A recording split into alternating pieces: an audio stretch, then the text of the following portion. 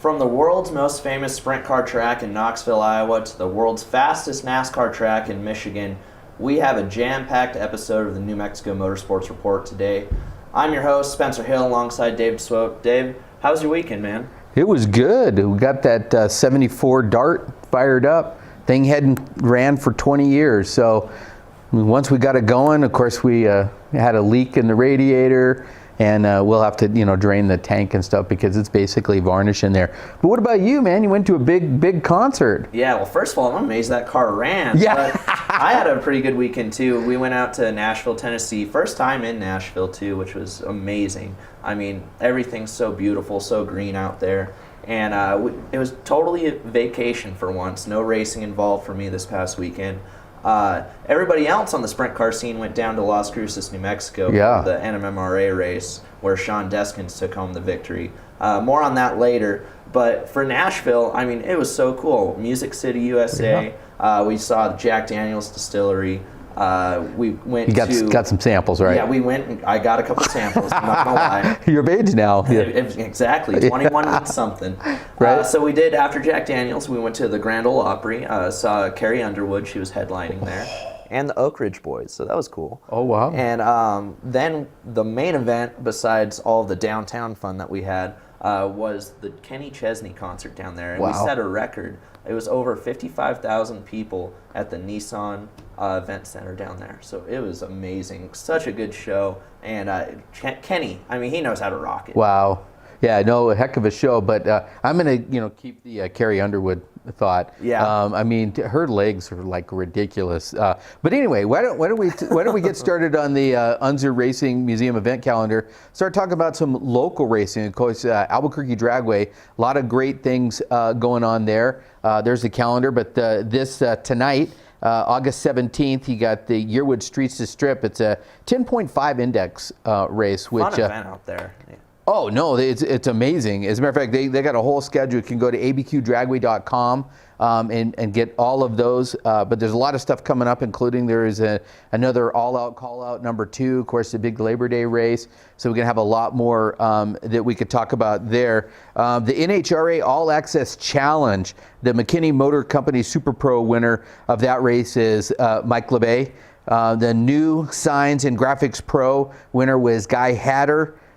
Seduction Sportsman, which you talked about last time. The winner was Ken Lukish. The Torco Racing Fuel Junior Dragster winner was Haley Tafoya. But what was amazing also in that race was the Outlaw 8.5. Ricky Daniels set a track record under first into 4 minutes, 4.96. Superchargers, Jana Skinner was your racer there. We can go to Sandy Motor Speedway coming up tomorrow, August 18th. The Clay Oval Racing, it's the O'Reilly and the Texas Roadhouse that are both sponsoring that. It's another fan appreciation race, so it's $5 off. Gates open at 6:30. They're going to have the 360 wings, and you're going to explain a little bit about that coming up in the letter segment. And the X mods are going to be going out there. SMRI is also going to have a track day and a race day this weekend for the motorcycles out there. The Sandia Flat Track is also going to be running as a part of the Saturday night show. But if you've never seen the Sandia Flat Track, by the way, oh my gosh! I mean, what a show that they put on.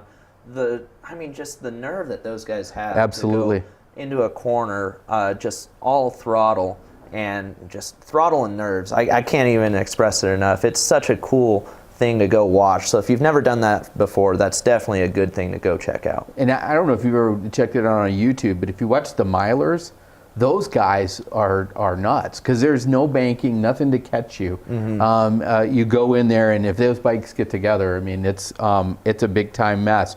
But also mark your calendars. August 25th, 26th, Southwest Motorsports is going to be out there. Gates open at 8. They're going to be on the road course. And then, of course, the Ocho, No Coast Drift, August 31st through the September 2nd. Now, I can't believe it's the 8th, and they haven't burned the place down yet. Oh, it's a bonfire, a couple of bands, and, of course, drifting. So a lot of really cool stuff going on with that. Sandy Motocross at Moriarty, and August 18th, 19th. So going on this weekend, 2-day event. Saturday is practice. Sunday is the race. It's round 5 of the Moriarty Motocross race series, and it's David Fisher Memorial. And I got to tell you, I got a call today from Bob Claus. And come to find out, that's Robbie Claus. But he'd called me about his granddaughter that's been racing motocross, and she's been on the Pro Series. So we got to talking. But he picked up a copy of the magazine at Yearwood Performance, and found my number in there and gave me a call and wanted to tell me about how we needed to do a cover feature on his daughter, or his granddaughter. So just wanted to remind you viewers, nmmotorsportsreport.com. Check it out. We got the magazine, the radio show, and of course this show. But if you got some cool stories, I mean, we cover a lot, but we don't know everything that's going on. Like I didn't even know the story, this particular story, and I've known Robbie Claus for years, and he's raced motocross. But that's what we go on the local calendar. Of course, a lot of that is put on and supported by Yearwood Performance since 1968. Yearwood Performance has been getting it done on the racing scene, on the local hot rod scene, and celebrating 50 years.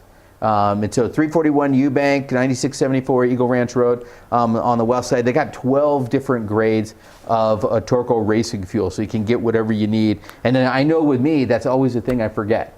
Yes. You get everything. You worked on the car, to the last minute, and then you forgot to get racing fuel. So you can get it in 5-gallon cans ready to go right there. But also, we could talk a little bit about some car shows that we got coming on. Big weekend, a couple of shows on Saturday. So we got that up on the screen there. Our Lady of Berlin Fiesta Parade and Car Show and Truck Show down in Berlin. The parade lineup starts at 9 a.m. Also got the 24th Annual Summer Car Show and Series at the Hooters West out in Alameda. And it's neat, because there's not as many things to do on the west side, but you can definitely come check that out. They're going to do a little fundraiser for the Leukemia and Lymphoma Society. On Sunday the 19th, we're going to have the second annual Camaro Club Make-A-Wish show, and that's at the Target at 6100 Paseo del Norte. And then also you've got the Salute to Heroes Car and Bike Show at the American Legion Point 49, which is 11006 Central. Some cool things you could check out there. But what do we got going on kind of like on the national calendar? Yeah, so on the national calendar, we're going to start off with the Xfinity Series tonight, August 17th, for the Food City 300. That's at Bristol Motor Speedway. And then, of course, one of the most sought-after races of the year, the Monster Energy NASCAR Cup Series, coming at you with the Bass Pro Shops NRA, night race at Bristol Motor Speedway. Such a cool race, Dave. I mean, under the lights, Bristol Motor Speedway, the history over there, you can't beat it. Well, and it's absolutely amazing. I went there last year, and we could talk, maybe we got some time at the end of the show, we could talk a little bit about my experience there. But Food City, I mean, they really do. They roll out a bunch of food. It's like they do. You go there, you can walk down, and when you go down to the city, because I actually met Eric Jones last year, that he was actually out at his car and was greeting fans. So I mean, they really do it up right. But also coming up on the schedule, we got IndyCar is going to get started at Pocono Raceway, which is phenomenal to see how fast those go there. And then Sunday, August 26th, Formula One gets back to racing with the Belgian Grand Prix in Spa. NHRA going on this weekend, the Lucas Oil NHRA Nationals at Brainerd International Raceway. And of course, Anton Brown got the victory in Kent, Washington, and he was the fourth driver in HRA history to reach 50 Top Fuel victories. So and it's pretty phenomenal what they've been able to do. But we've got a whole lot of stuff we've been covering. Yeah, I know it's been kind of hard to keep up with everything. I mean, from NHRA to Xfinity Cup Series, a lot of things happening here recently. What do you think your favorite racing, perhaps, incident has been the last couple weeks? Oh, wow. Well, I mean, I actually thought that the Chase Elliott victory was really cool, and also with Jimmy Johnson giving him a push to get back around the winner's circle. But I would say, as a parent, one of the things that was pretty cool that we'll talk about when we get to the National Series was watch Keelan basically take over, Keelan Harvick. basically took over. Now, he made his mom, I don't know if you know that they got in trouble because he was dancing with Monster Energy girls. Oh, yeah. There's a 6-year-old that's already working the crowd, and they playing some Drake, and I guess he was getting it on. But I don't know if you'd also seen the pictures early in the week when Keelan was in a quarter midget, and they hadn't discussed it with his mom. Yeah, that's a big thing with the Harvicks right now. I know Delana is working really hard towards a golfing career for Keelan. Oh. But, you know, Kevin, he's probably going to win that one over now. Yeah, even though Keelan was actually, I was listening to their podcast, and Keelan really likes baseball. So, I mean, you know, maybe we'll He's still see. figuring it out. But yeah, I mean, he's got plenty of time to figure it out. But what else we got coming up in the show? I hear you're gonna talk a little dirt track. Yeah, so we're gonna talk a little bit about sprint car racing here in a little bit. The biggest dirt track event of the year just happened, so we'll touch on that here in just a little bit. But for now, we'll be right back. You're watching the New Mexico Motorsports Report here on the Proview Network. When I train for American Ninja Warrior, I schedule regular workouts to stay in shape. To keep my car in Ninja Tough shape, I head to a Napa Auto Care Center for regular maintenance and genuine Napa Auto parts, like brakes and batteries. I trust my Napa Auto Care Center for quality parts and quality service. And with the 24-month, 24,000-mile nationwide warranty, I drive away with peace of mind every time.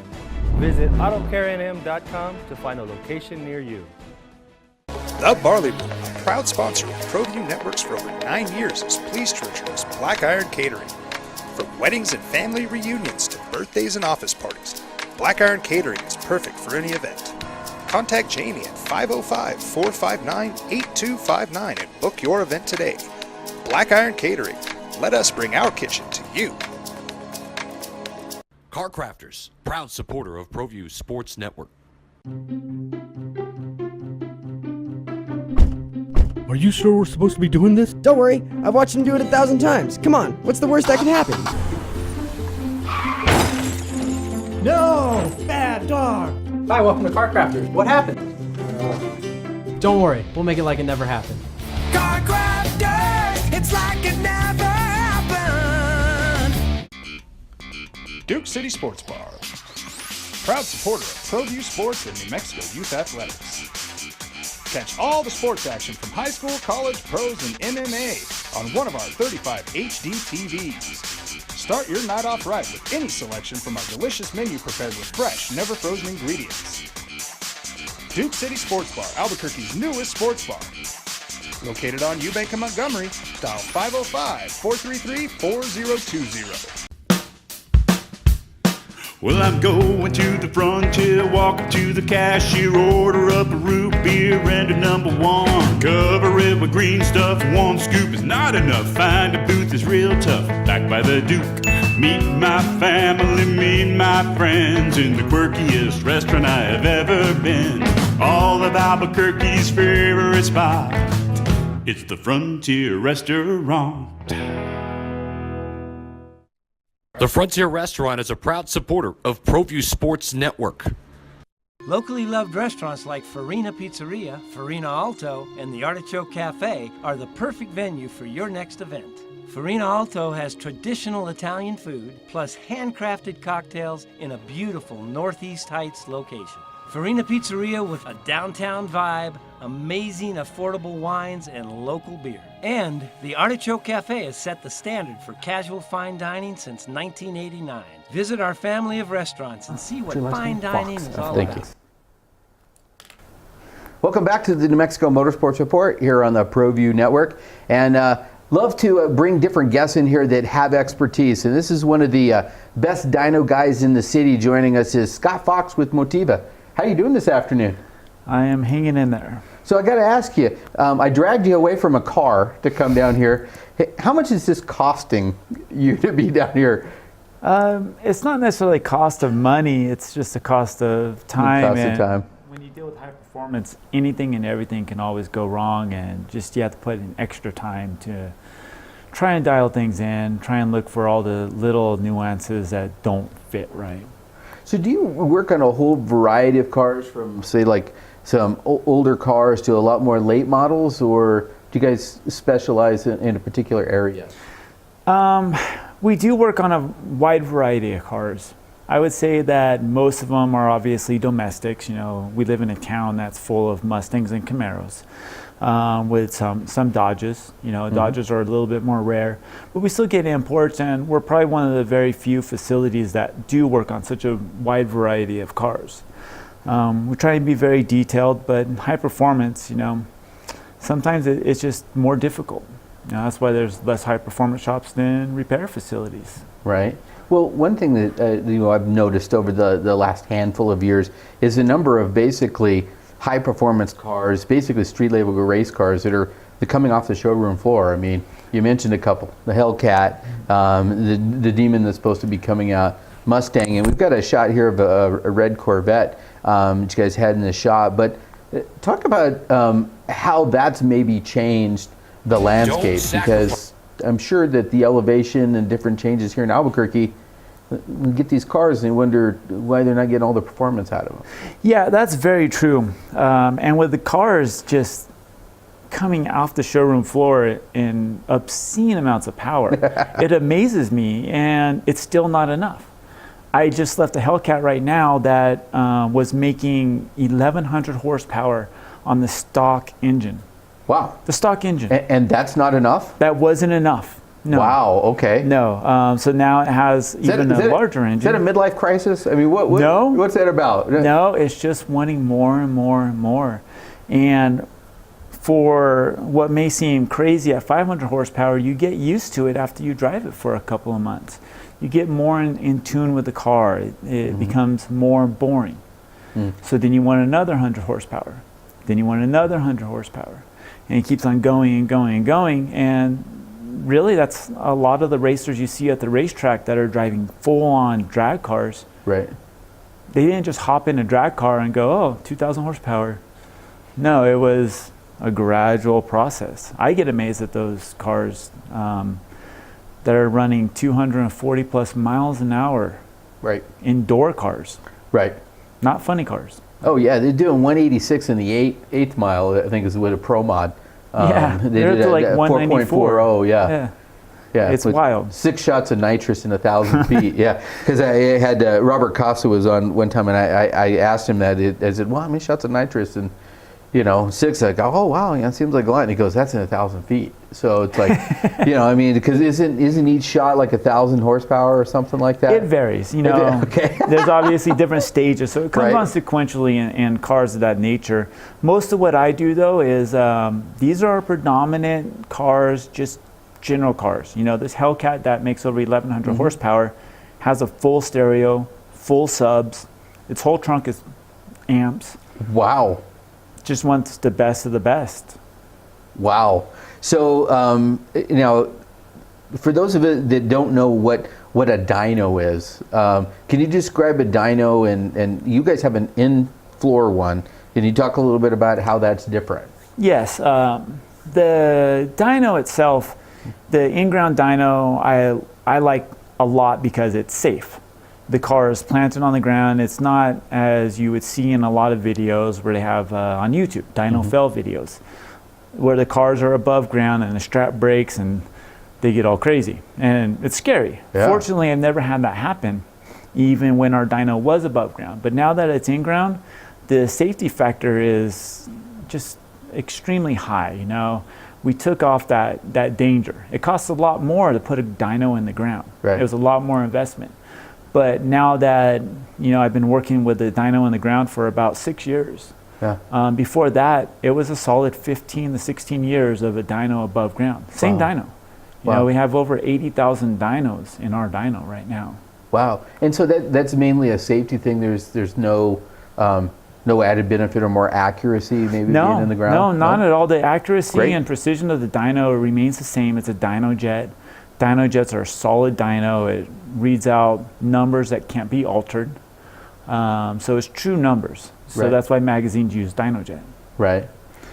Well, we actually brought one a couple of years ago and had dynoed because we were working with a spark plug company and they were trying to prove that they were gaining horsepower. And it was a little 4-cylinder. I don't know if you remember, it was a little yellow C Sports racer, but we put some we were able to have some actual statistical data. Yeah. Because that's the one thing about guys. I mean, you know, we lie about everything, right? You know, so at least having a dyno sheet, I mean, that's the truth. And so, I mean, does that ever just like kind of like stop some of those arguments when, you know, it's like, well, you know, we put it on there with here's the performance. I mean, because dealing with the public and dealing with people, I mean, sometimes we're not the most reasonable.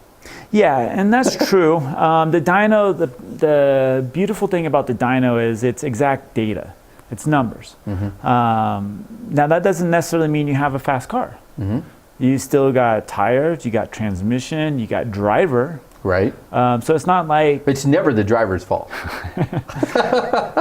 It's not as if I could tune a car and suddenly it's this record-breaking car. Right. It just there's a lot more involved in it. There's suspension and things like that. But a dyno is a controlled environment. I'm able to see exact data of predominantly the air-fuel ratio being the most critical. With the proper hearing devices, you could listen for detonation and power levels that NOx sensors are no longer valid. Wow. And you can't just rely on a NOx sensor either. It'll tell lies, and sometimes I've heard cars detonating like crazy and the NOx sensors just, oh, it's fine, I don't hear anything. Wow. And it is. And it's even on factory cars.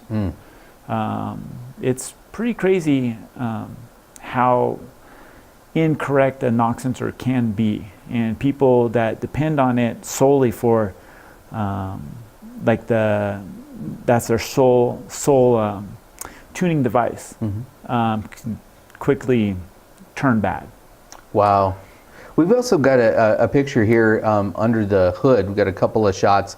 One looks like a turbocharger, supercharger system right here that's on the Corvette. Can you describe a little bit about what you see there? Yeah, that was a very good customer of ours. It was a Albuquerque legendary car. It was called Bad Z06. Okay.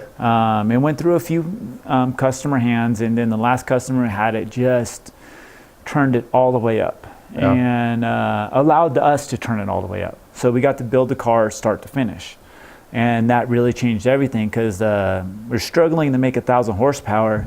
Then we made over 1,000 horsepower, and it still wasn't enough.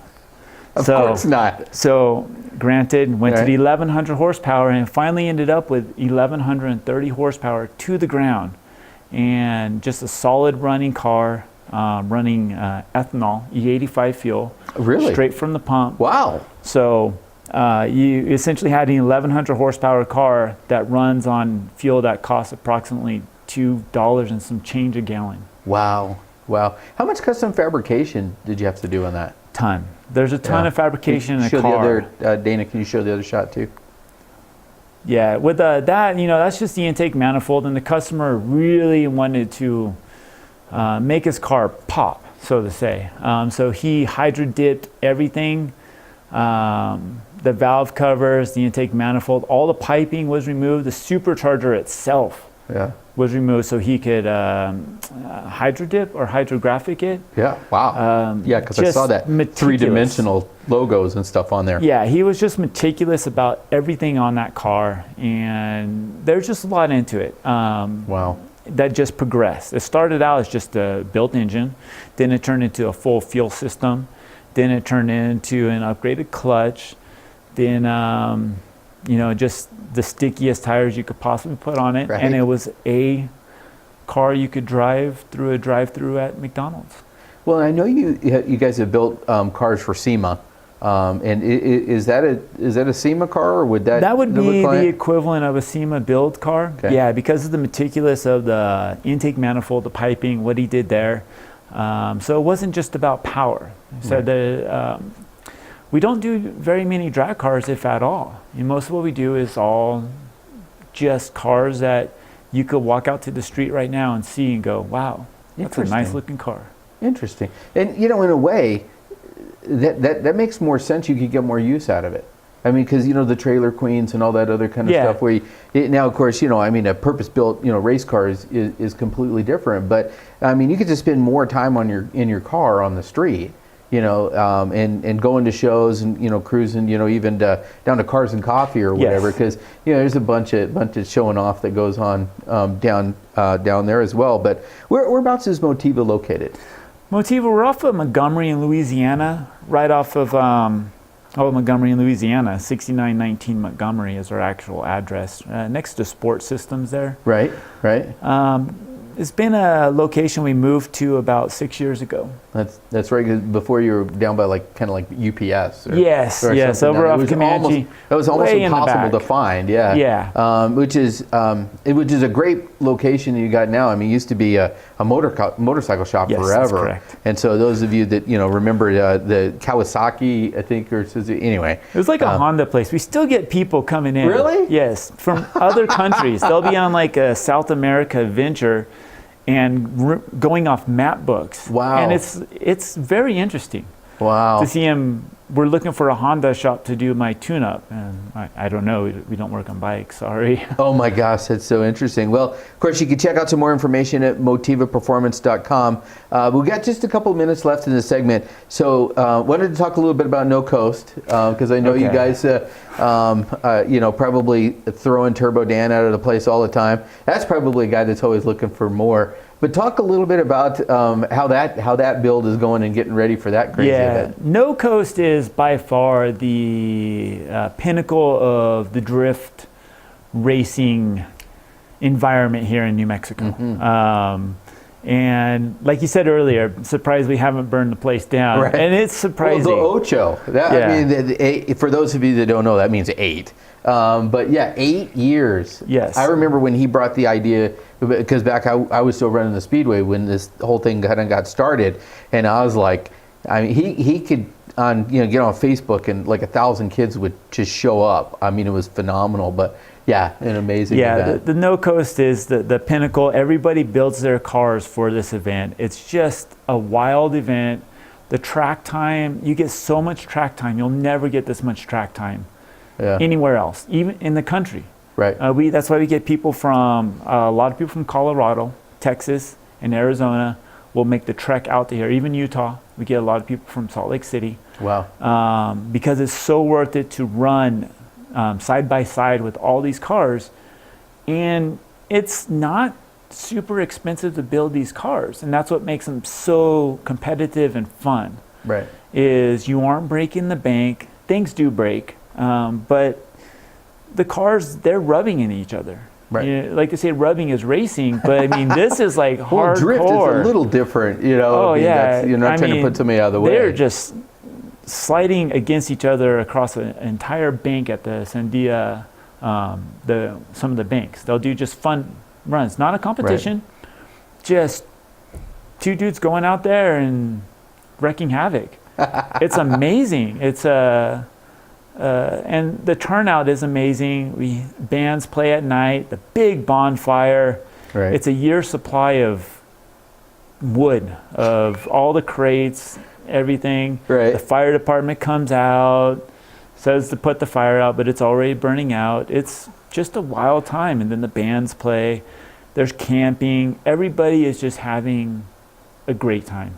That's fantastic. Hey, appreciate you coming, back, and hopefully Leroy over there doesn't send you back to the shop tonight. But I am. Oh, okay. Well, never mind then. But motivaperformance.com, 6919 Montgomery. You can check it out. They got a lot of stuff. Do a lot of cool stuff. And if you're interested, could they give you a call? What's the number there? The number is 505-883-8388. So I'd recommend you make an appointment to come by and see what they could do to help you. We've got a whole lot more coming up. Spencer's going to jump back in here. We're going to talk some World of Outlaws. We're going to be talking some sprint cars. You've been watching the New Mexico Motorsports Report here on the Proview Network, Comcast 26. Don't sacrifice quality of flavor when you're in a hurry. Golden Pride offers ribs, fried chicken, green and red chili breakfast burritos, and Frontier Cinnabons. 4 great locations, or visit us online at goldenpride@abq.com. Golden Pride Barbecue Chicken and Ribs, proud supporter of Proview Sports Network. Hey everyone, Adam Deal here with Proview Networks. Extreme Clean is a proud sponsor and supporter of Proview Networks and all high school sports athletics. Owner Mike McLean and Extreme Clean specialize in carpet cleaning for apartment, realty, business, and residential clients. With over 20 years experience, attention to detail and quality customer service matters. For more information, give them a call, 505-221-6440, Extreme Clean.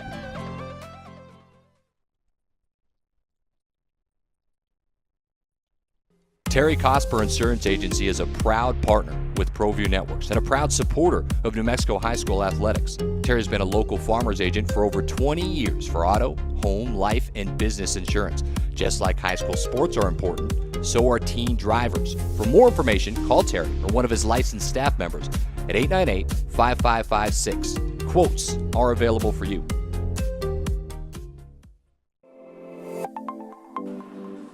Get into the game with Garden Swartz Team Sales. They have everything you need, from screen printing, embroidery, and digital printing services, high school letterman jackets, and all high school and club uniforms and individual and team apparel with the most reliable brands like Speedline, Rawlins, and Wilson. And don't forget to check out the latest F7 Shut helmet. It's all at Garden Swartz Team Sales. Give them a call, 505-884-1234. Garden Swartz Team Sales. Folks, there's no other way but to be all in. Either he's Lord of all or he is not Lord at all. And you can experience the real and authentic, true life change that only God can provide to humanity. See, when we truly encounter Jesus and purpose to know him and follow his teachings, hashtag life change will occur.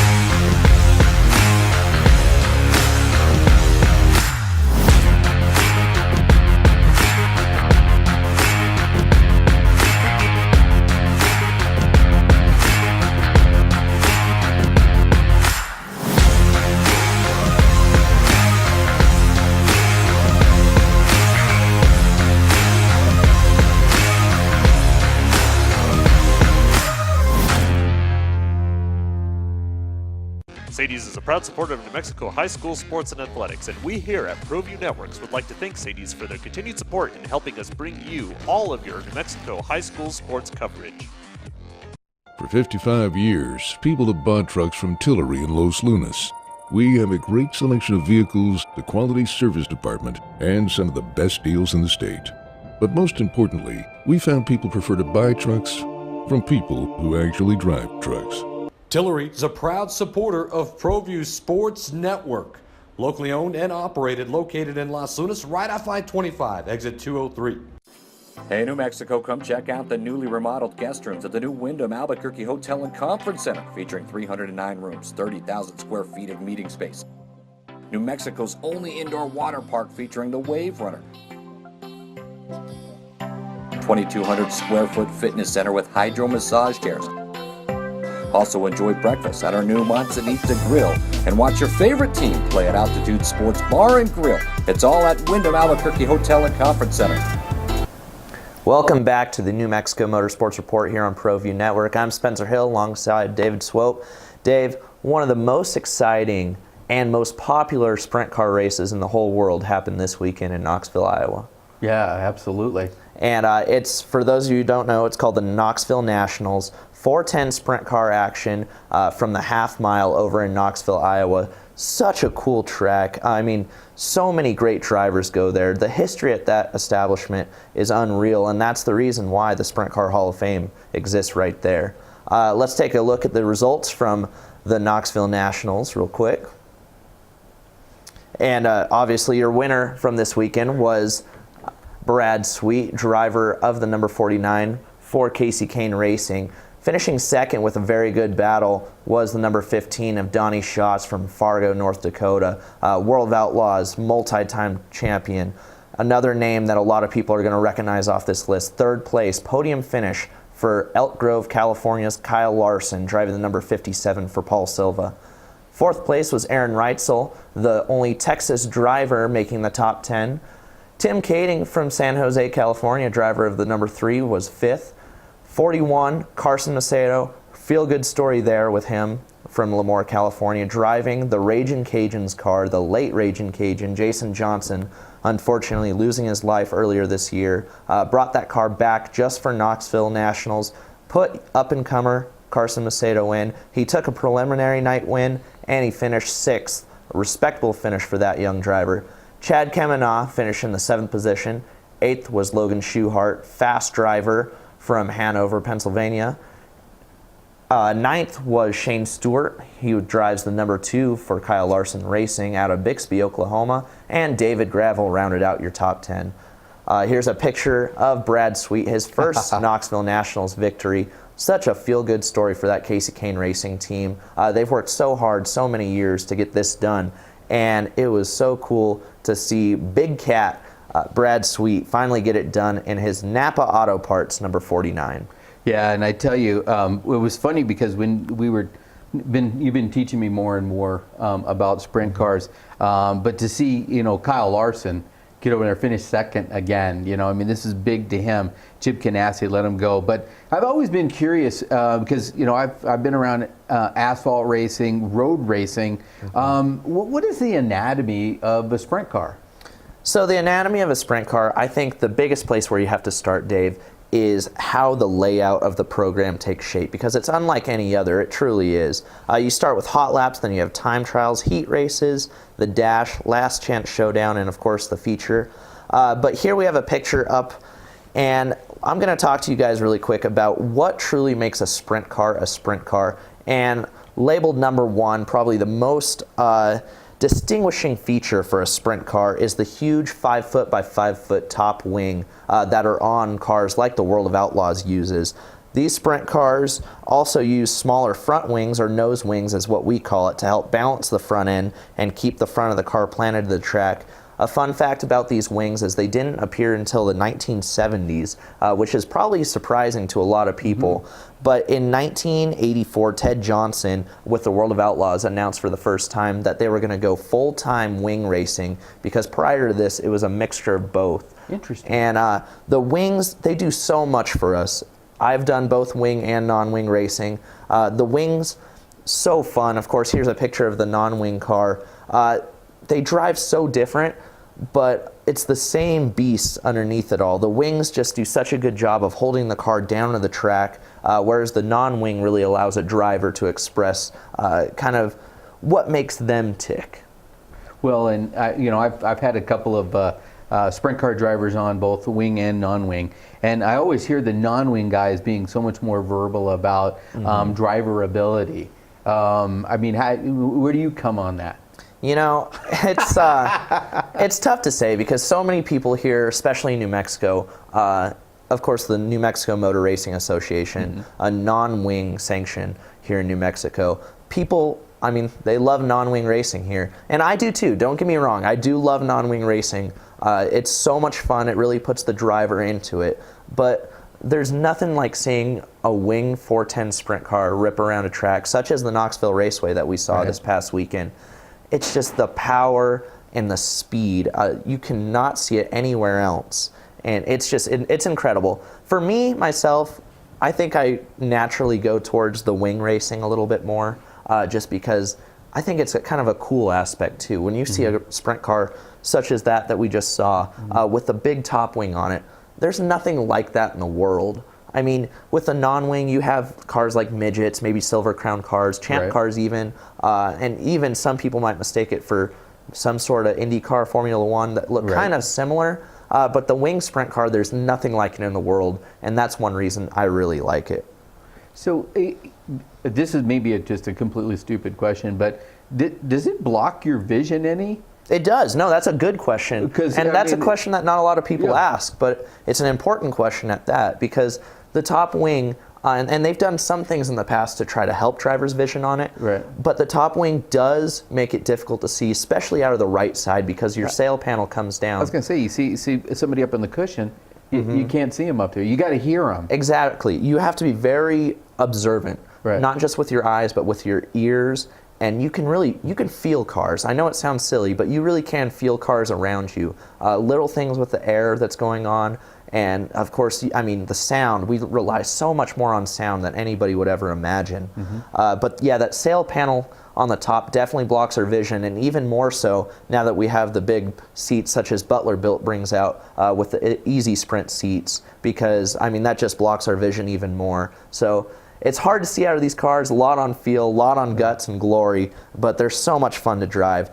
Taking back now a look at the anatomy of a sprint car a little bit more, we're going to take a look at the chassis next. The chassis of sprint cars have evolved over nearly a century, from two-seater cars utilizing components from old Model T Fords, now to today's lightweight chromoly frames. The common chassis dimensions are 87 to 88 inches, and a term that often people use is raised rail. Now what raised rail means is basically the left side of the chassis is raised about an inch higher side. And what happens there is, as you can see in this picture here, even though there's no background to it, you can see that the car is leaned down to the left side. And when it's leaned down, you can see it really well in this picture. That raised rail helps so that you don't bottom out that left side of the chassis and drag off some speed. So chassis is definitely an important part of what we have going on. Going back to the anatomy of a sprint car though, we're going to take a look at tires next. Tires, such an important component on these machines. And if you notice on a sprint car that one side doesn't look like the other, you're not crazy, because the right rear tires that we use are average 105 inches on a 15 diameter wheel.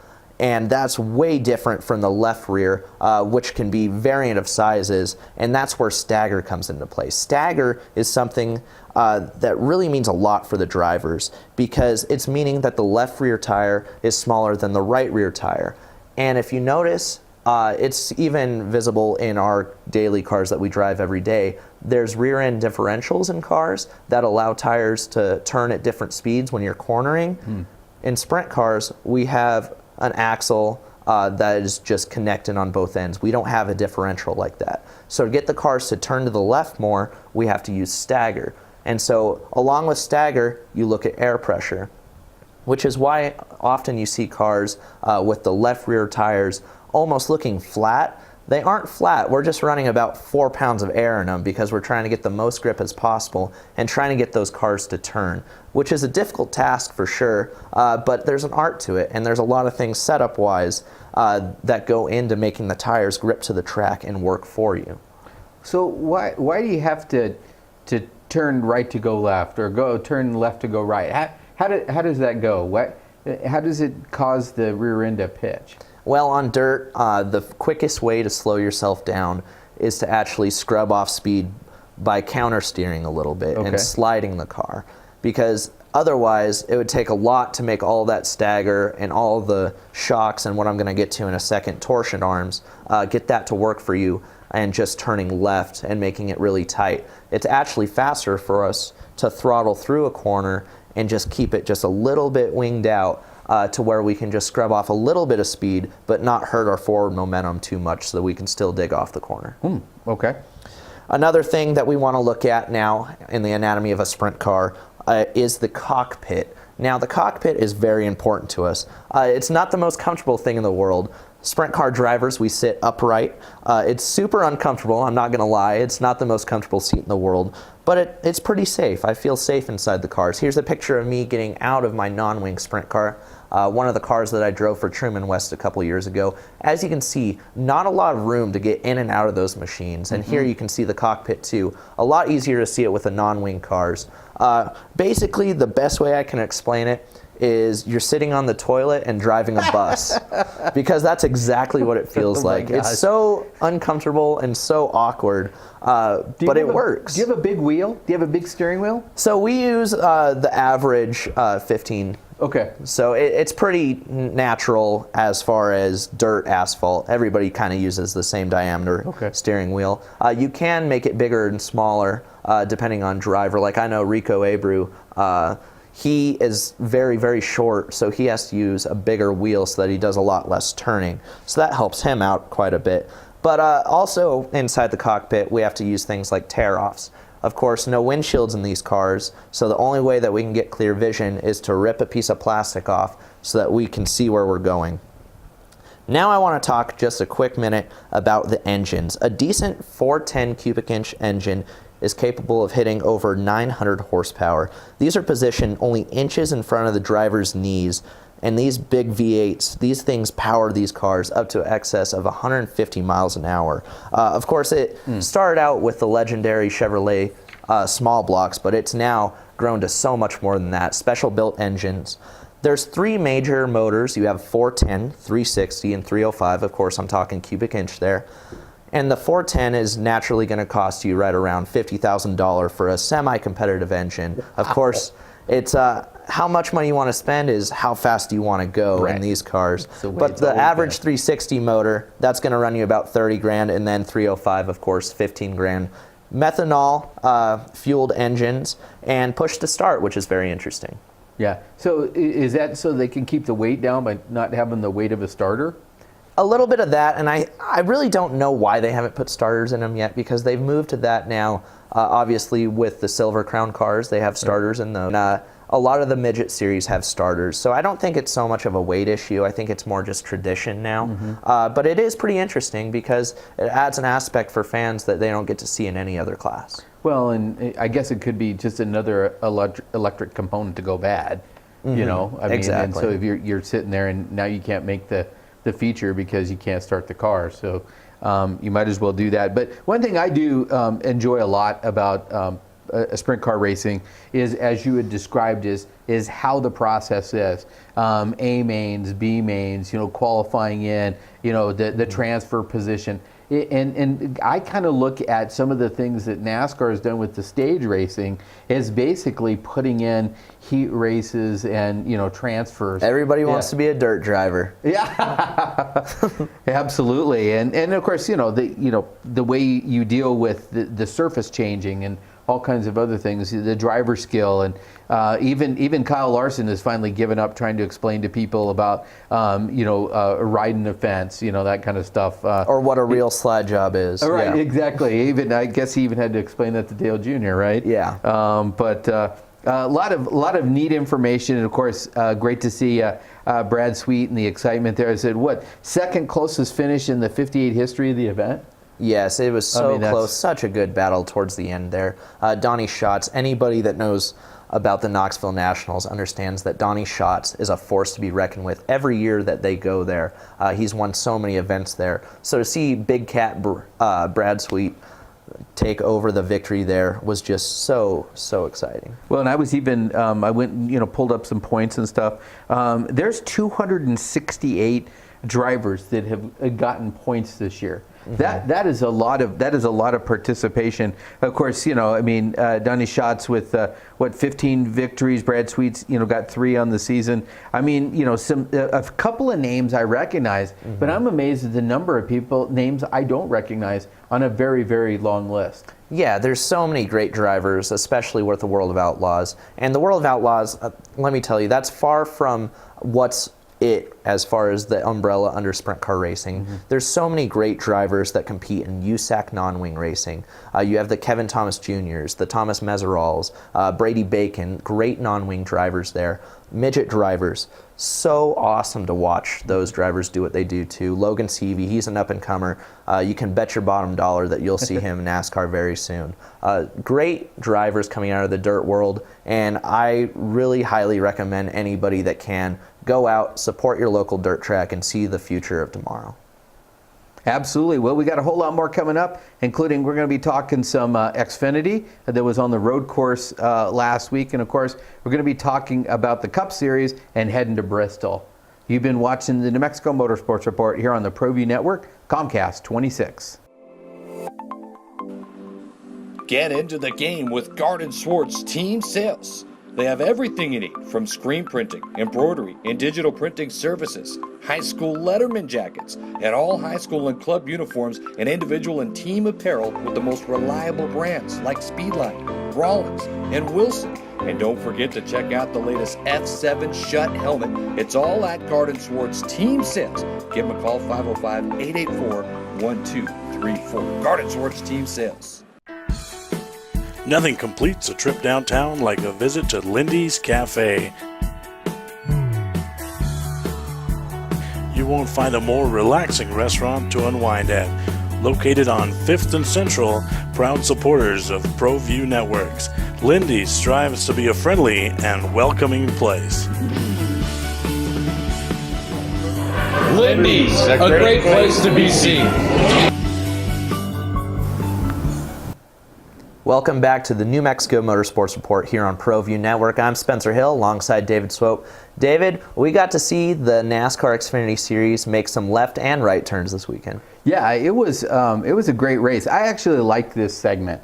One thing I have enjoyed about Xfinity, they've really ramped it up this year. A lot of exciting young drivers, a lot of great battles, nice mix between Cup drivers and some people getting their first shot as well.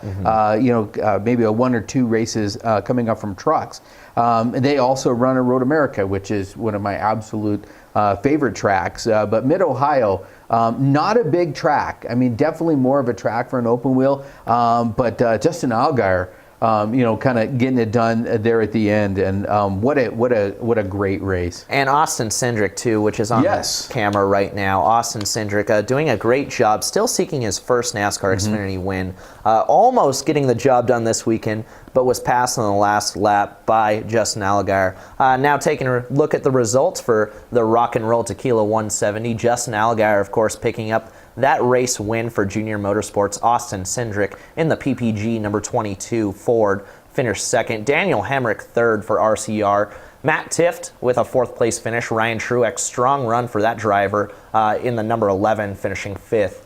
Elliott Sadler, Cole Custer, Spencer Gallagher, and how about Alex Labay finishing 9th for a relatively new team. He's a rookie this year with the NASCAR Xfinity Series. Road course ringer, if you will. He brought it home in the 9th position, and Ryan Reed rounding out your top 10. Yeah, it was a good race, and like I said, I think that they've really put on some good shows. You've seen some good balance of names. I mean, you mentioned Austin Cindric and his run. I mean, he's a pretty balanced driver. I mean, getting it done on the road course, but getting it done also on the ovals. So it's going to be exciting to see as his career goes. Right now, he's in the playoffs. He needs a victory to make sure he's there, but he's pretty solidly in there. And let's take a look at the point standings right now as we sit. After 21 of 33 races for the NASCAR Xfinity Series, Christopher Bell, of course, on the top of the podium right now with 4 wins on the season. 3rd win there for the season for Justin Allgaier. He sits 2nd. Tyler Reddick 3rd. Elliott Sadler 4th. No win yet, but just 17 points out of the points lead right now. Daniel Hemrick right there with him, and when I say right there, I mean right there. Of course, 17 points back, tied with Elliott Sadler. Cole Custer 6th, Brandon Jones sitting 7th and looking pretty right now. Ryan Truex, he sits in the 8th position. Austin Cindric, of course, no number there because he's bouncing back and forth between a plethora of cars this year. And Matt Tifft is running 10th. Yeah, and what's interesting is and I've always been a numbers person. And when you look at, say, the top 10 finishes, I mean, when you look at, say, Daniel Hemrick, 14, Cole Custer, 17. You look at those top 10 finishes, I mean, that's consistency. What I've always noticed is at the cutoff, and I always wondered why they made their cutoff at 12 and why trucks is 8. If you ever go back and you look at the stats, that's almost that line of demarcation where it just falls off like a rock. Below that, unless somebody misses a couple of races or something of that nature of how they fall off. But a lot of guys right on the, a win and you're in. This could be huge for those guys on that line. Yeah, drivers like Ryan Reed, Ross Chastain, they're in, but not by a huge margin right now. Of course, Michael Annett, John Hunter Nemechek, and Kaz Grala. Kaz doing such a good job for that Fury Race Cars number 61. They need to make some movement, though, Dave. Right. Well, it's now. I mean, we're down to do what, 3 races before the cutoff, and so they need to get it done. But the racing in Michigan, what a stark contrast. Yeah. You know, I mean, the flat out speed differential was amazing, and it was a Gibbs front row bringing him to green, which was cool. Yeah. Kevin Harvick, though, he took the win away from Brad Keselowski this weekend. Of course, here's a nice picture I wanted to show everybody. Little Keelan Harvick, Kevin Harvick's little boy, got to ride in his car to victory lane. Dave, how special do you think it's got to be to have your kid there with you accomplishing all these goals? Well, I can tell you from the kid side. I was a little bit older, but my dad raced SCCA, and he had a 356 Porsche that he ran D production with a roll bar and an open cage. So after one of the races, I actually got to climb up in there, and actually, I'm going to tell you, he probably wasn't going that fast, but I was scared to death. Yeah, holding onto the roll bar. So I can only imagine. I mean, Kevin Harvick was truly happy. Oh, absolutely. Kyle Busch, another driver that was actually pretty happy with his third place finish. Of course, not his best track there at Michigan International Speedway. Austin Dillon, 4th. Ryan Blaney with a top 5 run. Kurt Busch, a lot of silly season news for that driver. He finishes 6th. 7th went to Eric Almirola in the Smithfield Ford. FedEx Office Toyota Camry for Denny Hamlin came home in the 8th position. 9th was the number 9 of Chase Elliott for Napa Auto Parts and Hendrick Motorsports. And rounding out your top 10 was Joey Logano. Yeah, one of the most surprising things to me is, and of course they rolled out the 2019 Mustang that they're going to introduce at the Cup level, is just how much struggle that Penske has had. Specifically, I mean, Ford, I thought that, Roush looked really good in the race when you consider the Fords. And of course, Kevin Harvick just getting it done. But it's going to be kind of interesting next year, because now they're talking about where they're going to have some of the low downforce packages. Is that going to, totally change the aero? I mean, how much effect it is going to have. But as we roll into the end of the season, there's only 3 races left now on the Cup side. Martin Truex, Kyle Busch, and Kevin Harvick, the big 3, really, head and shoulders above the rest. Yeah, and let's take a look at the point standings as they sit right now. 23 of 36 races. As you mentioned, the big 3 on top. Clinton Boyer, 4th, Joey Logano, 5th, Chase Elliott, 6th, Eric Jones, 7th, and Austin Dillon, your last driver with a win this year. Kurt Busch, just 236 points out. Brad Keselowski, he sits 10th. Now we'll flip the page over to the NASCAR Cup Series playoff picture. Ryan Blaney, he's 11th as they sit right now. Denny Hamlin, he's solidly 12th. Kyle Larson, Eric Almirola, Jimmy Johnson, and Alex Bowman, they're all in right now, but they need to stay in as we roll into the last couple of races of the regular season. Ricky Stenhouse Jr., Paul Menard, and pretty much anything below that, they need to make some moves here as we roll into the next race weekend. Well, it's pretty phenomenal when you consider now Kevin Harvick has got 44 victories on the Cup level. I was just starting to look at some of the names. Of course, Richard Petty, no one's ever going to catch Richard Petty in total victories. David Pearson, 105. Jeff Gordon, Bobby Allison, Darrell Waltrip. Jimmy Johnson at 83 is the only current active driver that's got a shot at even getting any close. Whether Jimmy Johnson's ever going to get to 93, don't really know. But a lot of exciting things coming up. Yes, absolutely. And really, there's a really fun race coming up this weekend in Bristol Motor Speedway.